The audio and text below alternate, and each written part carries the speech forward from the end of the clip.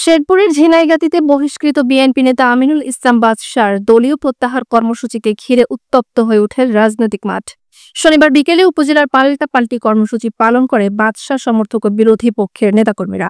জানা গেছে, উপজেলা পরিষদ নির্বাচনে দলের সিদ্ধান্ত অমান্য করে চেয়ারম্যান পদে প্রতিদ্বন্দ্বিতা করায় কেন্দ্রীয় সিদ্ধান্তে তাকে বহিষ্কার করা হয়। তবে ৫ই আগস্টের পর আবারও দলে ফেরার চেষ্টা শুরু করেন আমিনুল ইসলাম বাদশাহ।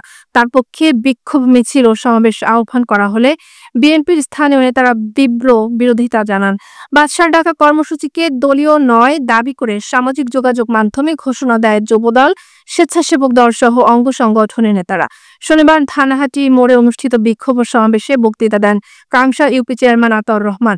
তবে সেখানে উল্লেখযোগ্য কোনো বিএনপি নেতা উপস্থিত ছিলেন না। অন্যদিকে সাবেক উপজেলা আহ্বায়ক আব্দুল মান্নানের নেতৃত্বে বিএনপির অফিস থেকে বের হয় আরেকটি বিক্ষোভ মিছিল। স্লোগান ওঠে, যার পদ নেই তার দলে স্থান নেই। মিছিলে অংশ নেন বিএনপির অঙ্গ সংগঠনের বহু নেতাকর্মী। একই সময় উপজেলা ছাত্র দলের আয়োজনে বিএনপির অফিসে শহীদ স্মরণে দোয়া মাহফিল ও আলোচনা সভা অনুষ্ঠিত হয়। পরিস্থিতি নিয়ন্ত্রণে দুপুরের পর থেকে সেনাবাহিনী ও পুলিশের টহল দল মোতায়েন ছিল রাজপথে।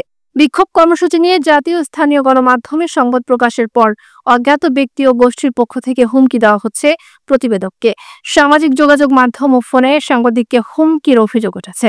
এ নিয়ে উদ্বেগ জানিয়েছেন সাংবাদিক সহ সচেতন মহল। দাবি উঠেছে সাংবাদিকদের নিরাপত্তা নিশ্চিত এবং হুমকিদাতাদের দ্রুত আইনের আওতায় আনার।